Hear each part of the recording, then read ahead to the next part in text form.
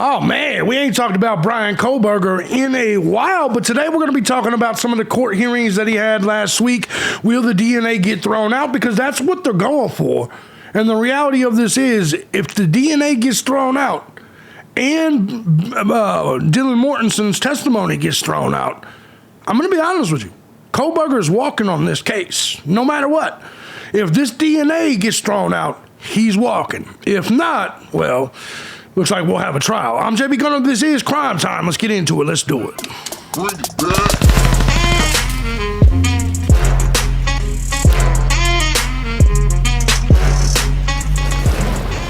What's going on, everybody? As you guys know, I'm JB Gunner, and this is Crime Time. Now, before we get started with this, I want to say first and foremost, thank you to everybody that supports the channel. Hell, any of my channels, regardless of platform, regardless of method you choose, whether it's Cash App, Patreon, Venmo, PayPal. Truth is, guys, I couldn't do this each and every day as often as I do and have for the last 19 years on all these different channels if it wasn't for you, the Gun Squad. I love you guys so much, and if you too find my content valuable, feel free to hit the links down below. You guys are what keeps me uncensored and able to just say fuck the ads, don't give a shit, and roll this out with you guys. Thank you guys so much. Guys, let's get into this story.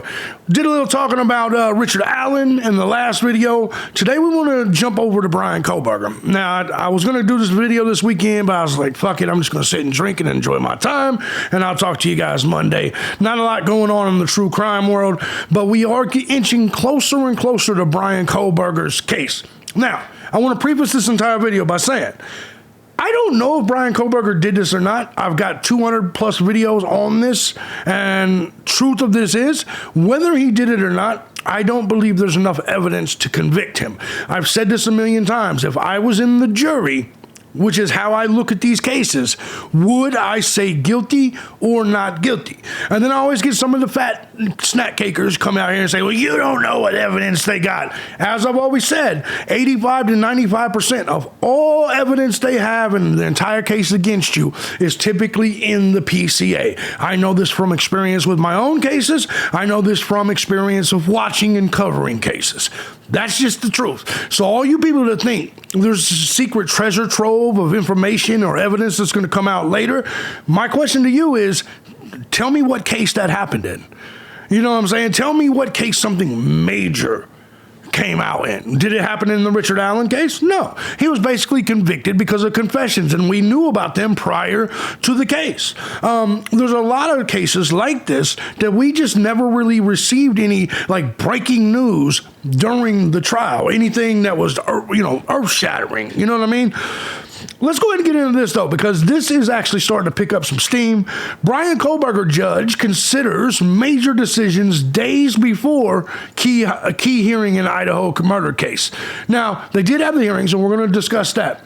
But basically, this week's hearings from last week were centered on what evidence will be allowed in the trial, including what prosecutors say is DNA evidence, touch DNA evidence, found on a knife sheath inside the Moscow, Idaho home where 4 students were stabbed to death. We know.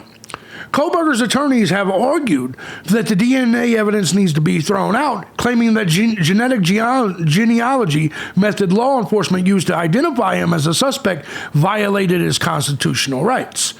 Although the murder, and this is the argument can be made that it doesn't, because here's the deal. Here's basically the accusations, is that the FBI went through one of the DNA databases that they're not allowed to use. Basically, they're only allowed to use 2 different databases. So if they went and used 23andMe, they're banned from doing that. So what I mean is there's only a couple databases they could use, and they're databases I've never even heard of. So if the FBI went illegally, or we'll say against the terms of service of the said platform, and got into the databases of companies that told their clientele that we don't do business with the police, we don't let them in, we don't let anyone have your DNA, technically that is a violation of the 4th Amendment. However, is it a violation of Bryan Kohberger's 4th Amendment? Because if he wasn't one of the customers of these databases, then does he have a complaint? I don't know. But I believe that if the FBI did some shady shit to get it, look, man, we have standards for a reason. We can't I would rather a killer go free than to lose our constitutional rights. And so I think maybe this goes to the Supreme Court, something like that. I have no clue. But anyways, although the murder weapon has never been found, officials say the DNA on the sheath matched Kohberger's genetic profile. So he said he would make a decision on Thursday as to what would be open to the public, saying he was concerned by, I don't think he's made a decision. We'll take, has he made a decision? Let's go take a look. I may be way off here. These motherfuckers may already have the fucking decision, and here I am talking my shit, and I may not know shit. Let me go see if they've made the decision. Because he probably met last Thursday, right? Let's go ahead and take a look. Let's scroll on down here and take a look. I'm working on it. Son of a bitch. Stipulation to allow state witness to testify. Okay, so here we go. Order to seal exhibits. Order authorizing out-of-state witness to testify via Zoom. Notice of hearing, which they had. I don't see any decisions here other on the 24th, them allowing out-of-state witnesses to testify via Zoom. I don't think there's any decisions made. Order denying motion to unseal. IGG suppression, briefing and hearing. Okay, so, but we haven't had anything here when it comes to any decisions. So let's get back to this. In fact, let's go ahead and get back to this because there's more than just the DNA. The jaw-dropping new court testimony that could see Idaho murder suspect walk free at trial. Check this shit out. Alleged Idaho killer Bryan Kohberger's defense team is now fighting to get the roommate of the victim's testimony thrown out of his murder case in a move that could help him walk free. This week's hearings are centered around what evidence will be allowed in the trial, including what prosecutors say is DNA evidence. We've already talked about that. But lead defense attorney Ann Taylor slammed the investigation into her client as largely conducted without any transparency, which is true, and therefore should not be admitted. This is a situation where this identification was done in complete secret behind closed doors, she said. Taylor specifically cited the testimony of one of the two surviving roommates of the four victims, given shortly after the murders. There are two references to her not remembering. And a couple of days later in a third interview, there were references to not remembering being drunk. A statement, I don't know any of it. Like half this stuff, I don't know if it was like a dream or if it's real. This is a statement she made. And credibility is really, really important when this person was relied on in an investigation. So it sounds to me like Dylan Mortensen said, look, I don't really remember what the fuck happened. I was drunk. Guys, that you cannot allow the testimony of somebody who says, I kind of was drunk and don't really remember. You can't allow that testimony. You have to throw that testimony out. And if the DNA was grabbed by unconventional terms, by methods by the FBI, this is why the FBI is not telling us how they got it, because it would hurt faith in the FBI. If the FBI is the one getting this information and they're doing it illegally, or ways that is violating our Fourth Amendment without us knowing, it doesn't matter if it violated Bryan Kohberger's Fourth Amendment. And in some ways, I think it did. If they went about getting DNA or getting results for the DNA outside of the way that they were supposed to do this, including going to get the trash and all of this, it depends. Was the trash on the street or was it at the house? But there's a lot of different fucking questions here that you have to ask. Now, look, I don't think they'll get the DNA thrown out.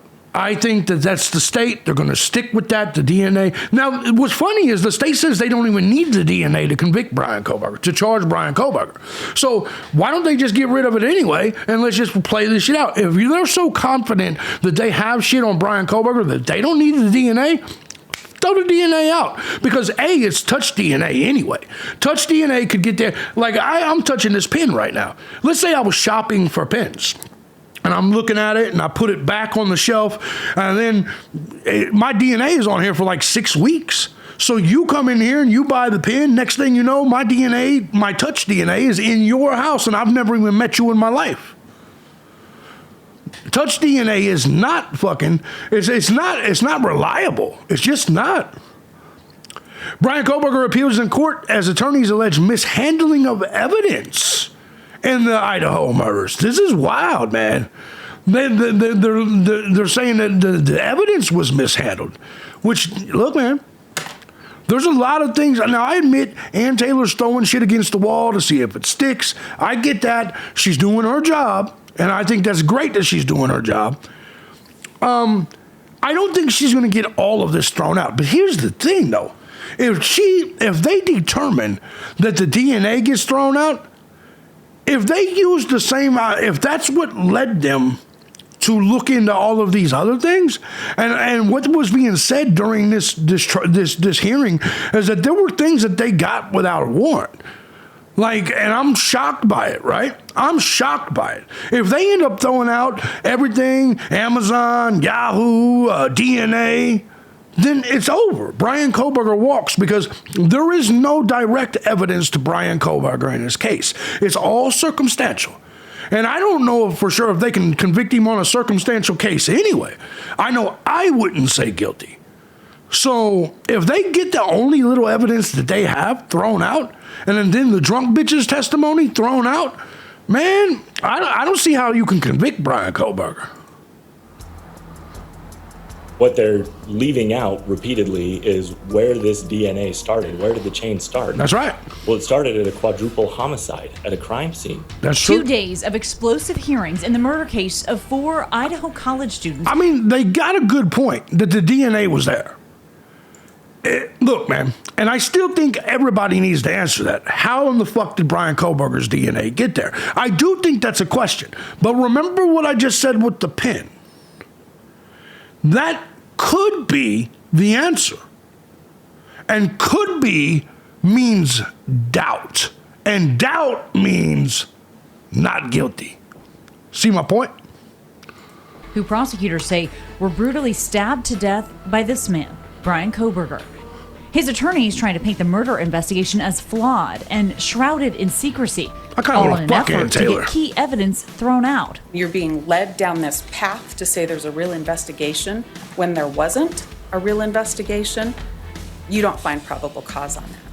The now 30-year-old is facing the death penalty, charged with brutally murdering Kaylee Gonzalez, Madison Logan, Xana Kernodle, and Ethan Chapin in an off-campus home in November of 2022. It's a case that gripped the nation ever since. It's a major break in the murder of 4 Idaho college students. The arrest of a 28-year-old man in Pennsylvania in connection with the brutal murders of 4 University of Idaho students. Prosecutors say surveillance footage, cell phone records, and DNA evidence link Kohberger to the murders. Nope. The lynch cell phone evidence does not. It's a 27 square mile radius for the phone pings. That does not. Pin Kohberger's DNA. We're not just talking about his DNA happened to be found in, a dresser drawer or something. It was found on a knife sheath where 4 people were killed by a knife. I mean, that's valid. This is as crime scene as it gets. But Kohberger's attorney is arguing to have that crucial DNA evidence dismissed, claiming it was unlawfully obtained using public genealogy websites. If you can upload one of these profiles for $12 and find out all kinds of information, how is that not a Fourth Amendment issue? That was valid point. Done twice without a warrant. Without a warrant. In this case. Without a warrant. They obtained the DNA evidence without a warrant. Game over. Throw it out. Period. No warrant, no evidence, motherfuckers. It doesn't work that way.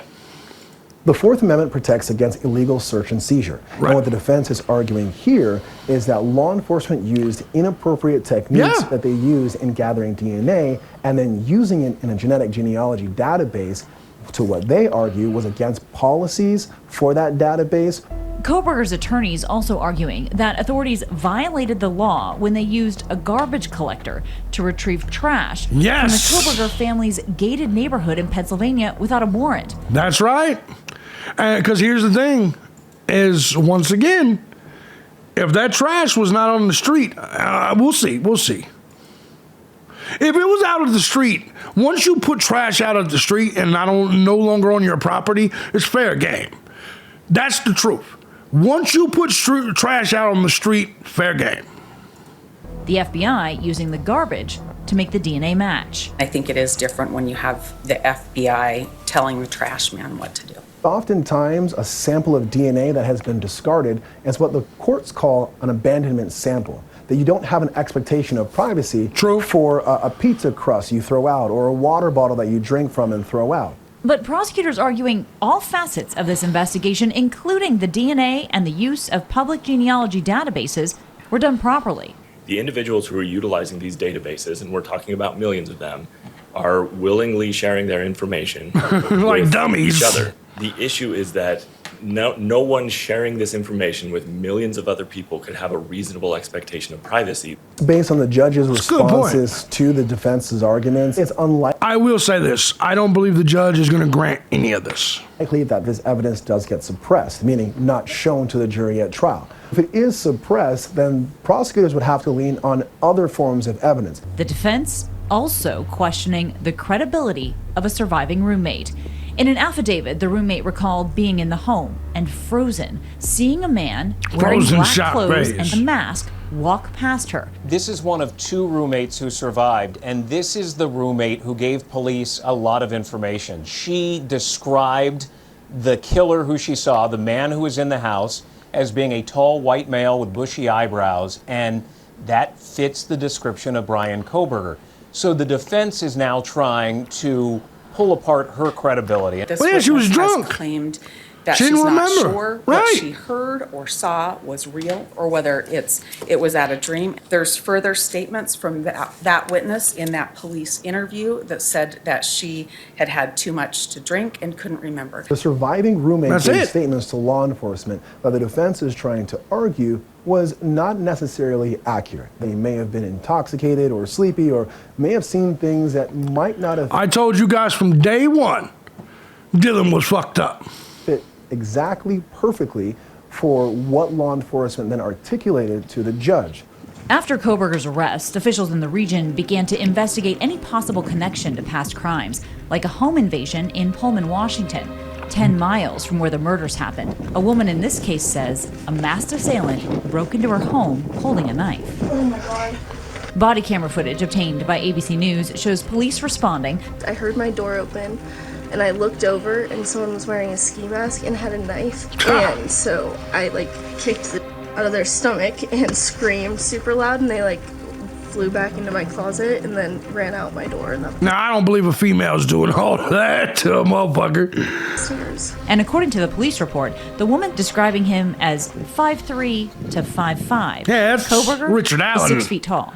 Yeah. After his arrest, Kohberger became a person of interest for a time in that case, but police say he's no longer a person of interest, and the case remains unsolved. Well, The then, defense wanted to raise that issue Yeah. in an attempt to point the finger at an alternative suspect. That if there are yeah, I mean, if there was some shit done that's like this, why wouldn't you? similar crimes in the area or suspects out there other than Bryan Kohberger committing similar crimes, course. and that the jury should contemplate that in believing that Bryan Kohberger is not guilty of these charges. Exactly. Kaylee Gonzalez's parents I agree have been completely. at nearly every one of Bryan Kohberger's hearings, but they weren't allowed into the courtroom for this one. They had to watch from a court live stream. Damn. They want to be there for Kaylee. They are fighting on her behalf. They believe that Bryan Kohberger is guilty. They want him to get the death penalty. And they want all of this to be opened up. They want the world to see what's going on so it cannot be appealed at some point.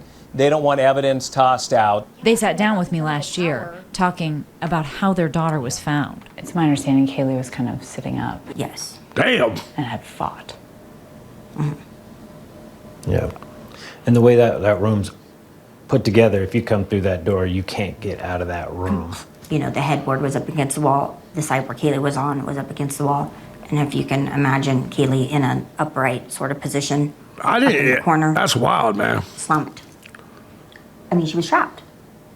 Kaylee was one of the 4 Cornered. tight-knit college friends killed in that off-campus home on King Road in Moscow, Idaho.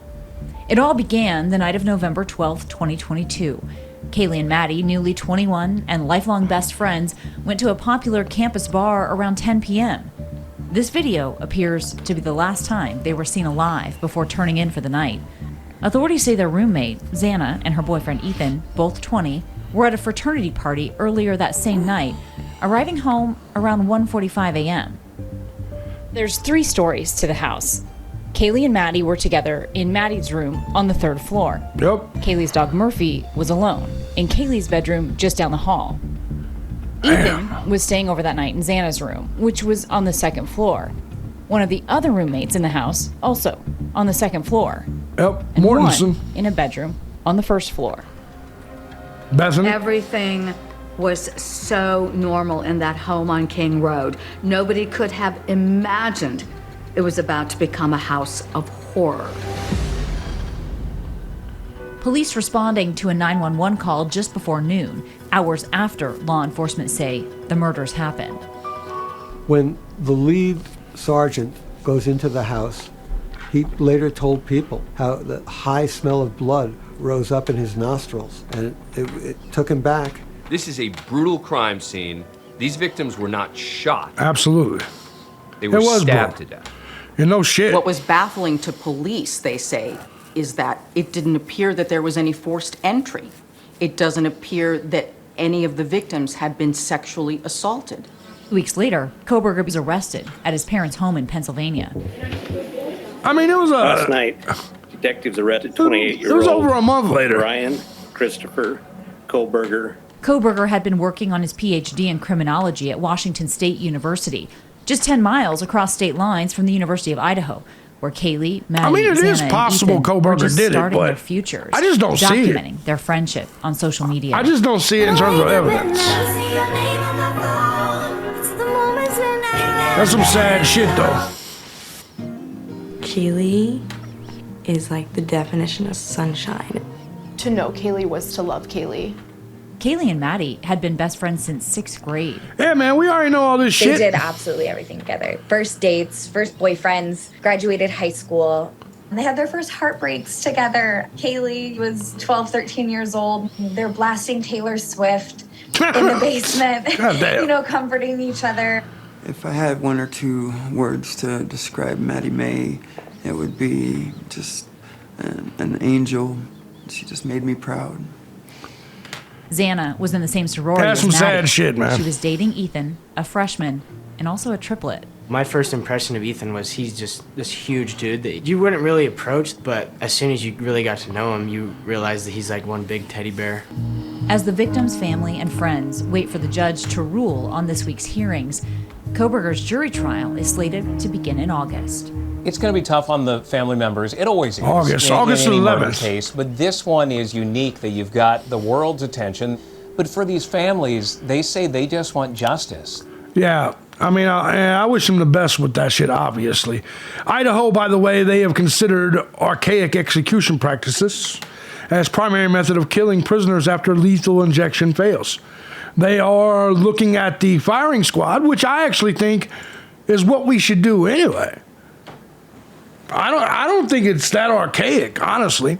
Firing squad is you know, I mean, killing a motherfucker is killing a motherfucker. You know what I mean? I hear the lethal injection. I mean, imagine being injected with some shit and then not killing you. Right? Look, my statement here is if they get this DNA thrown out, Kohberger walks. If not, 50-50. You know what I mean? My honest feeling, though, is that there's going to be at least one J.B. Gunner on the jury that sees things the way I do. And many of you see it the same way, whereas they just haven't convinced me that Kohberger has done this yet. They just haven't convinced me he's the guy. Let me know what you guys think, though. Do you think they will get it thrown out? What about the testimony of the drunk one, Dylan Mortensen? Let me know what you guys think. If you guys like what I do here and you find my content valuable, feel free to hit the links down below. Join the Gun Squad. I'll see you guys in the next video.